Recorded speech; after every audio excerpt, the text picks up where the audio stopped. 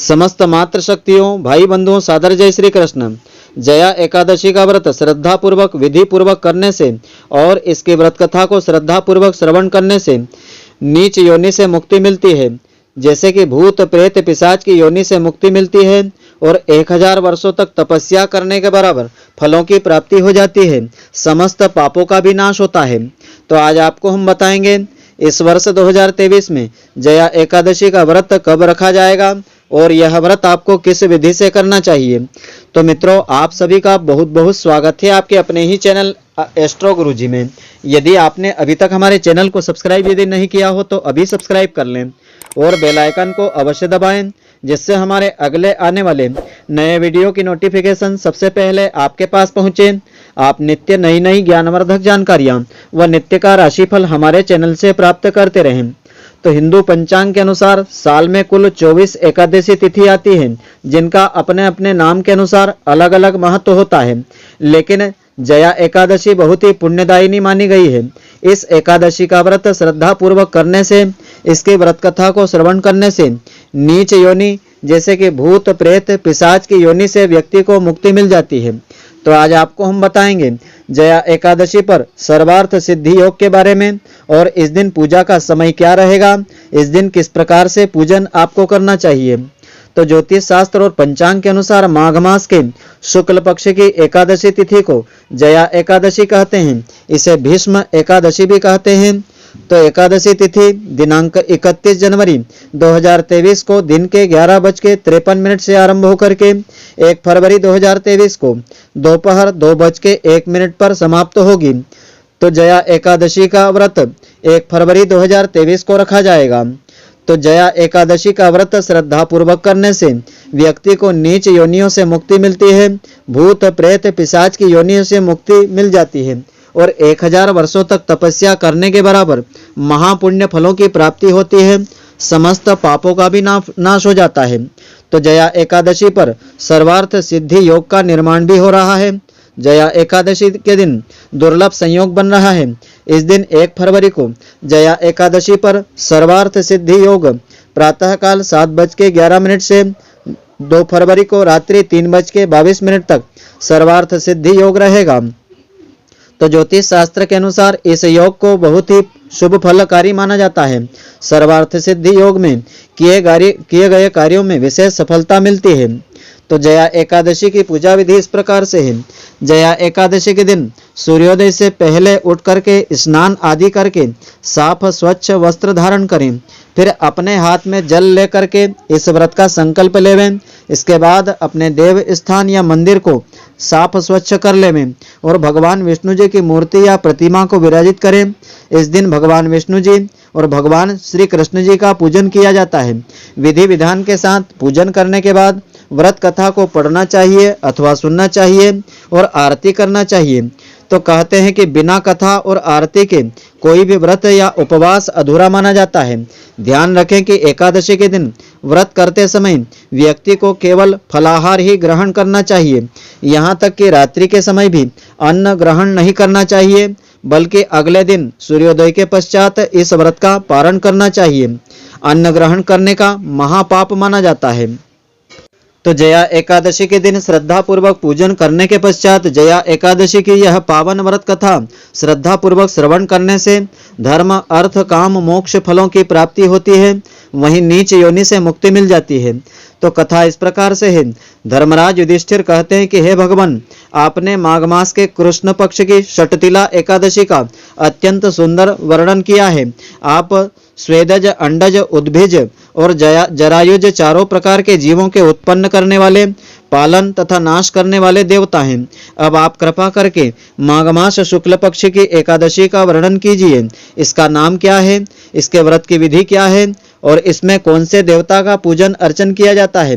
तो श्री कृष्ण भगवान कहते हैं कि हे राजन, इस एकादशी का नाम जया एकादशी है।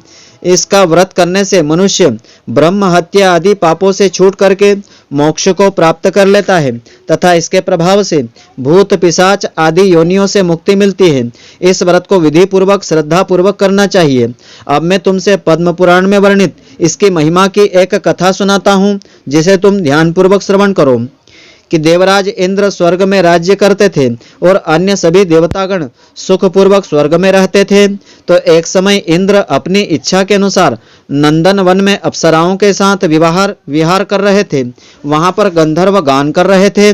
उन गंधर्वों में प्रसिद्ध पुष्पदंत तथा उसकी कन्या पुष्पवती और चित्रसेन तथा उनकी स्त्री मालिनी भी उपस्थित थे। साथ ही मालिनी का पुत्र पुष्पवान और उसका पुत्र माल्यवान भी उपस्थित थे। तो पुष्पवती गंधर्व कन्या माल्यवान को देख करके उस पर मोहित हो गई और माल्यवान पर काम बाण चलाने लगी थी।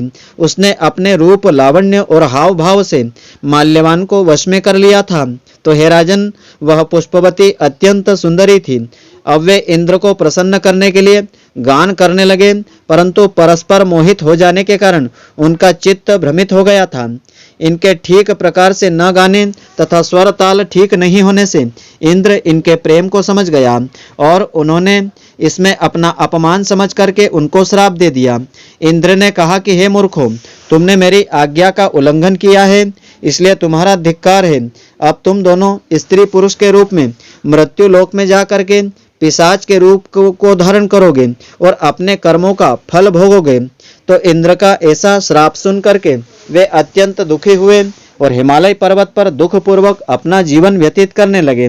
उन्हें गंध, रस तथा स्पर्श आदि का कुछ ज्ञान नहीं था। वहां उनको महान दुख झेलने पड़ रहे थे। उन्हें एक क्षण के लिए भी निंद्रा नहीं आती थी। उस जगह अत्यंत शीत थी, इससे उनके रोंगटे खड़े रहते थे और शीत के मारे उनके दांत बजते रहते थे। तो एक दिन पिशाच ने अपनी स्त्री से कहा कि पिछले जन्म में हमने ऐसे कौन से पाप कर्म किए थे जिससे हमको यह दुखदायी पिशाच की योनि प्राप्त हुई है। इस पिशाच योनि से तो नरक के दुख सहना ही उत्तम होते हैं, अतः हमें किसी प्रकार का पाप नहीं करना चाहिए। इस प्रकार विचार करते हुए वे अपने दिन व्यतीत कर रहे थे। देवयोग से तभी माघ मास में शुक्ल पक्ष की जया नामक एकादशी तिथि आई। उस दिन उन्होंने कुछ भी भोजन, अन्न आदि ग्रहण नहीं किया और न ही कोई पाप कर्म किया था। केवल फल फूल खाकर ही जीवन व्यतीत किया था और सायंकाल के समय महान दुख से पीपल के वृक्ष के नीचे बैठ गए। उस समय सूर्य भगवान अस्त हो रहे थे। उस रात्रि को अत्यंत ठंड थी, इस कारण वे दोनों शीत के मारे अति दुखित होकर के मृतक के समान आपस में चिपटे हुए पड़े रहे थे। उस रात्रि को उनको निंद्रा भी नहीं आई थी। तो हे राजन, जया एकादशी के उपवास और रात्रि के जागरण से दूसरे दिन प्रभात होते ही उनकी पिशाच योनि छूट गई थी।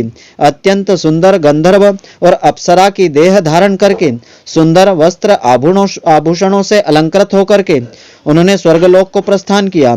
उस समय आकाश में देवता उनकी स्तुति करते हुए पुष्प वर्षा करने लगे थे।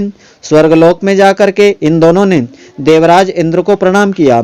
इंद्र इनको पहले के रूप में देख करके अत्यंत आश्चर्यचकित हुआ और पूछने लगे कि तुमने पिशाच योनि से किस तरह छुटकारा पाया, सो सब विधि बतलाओ।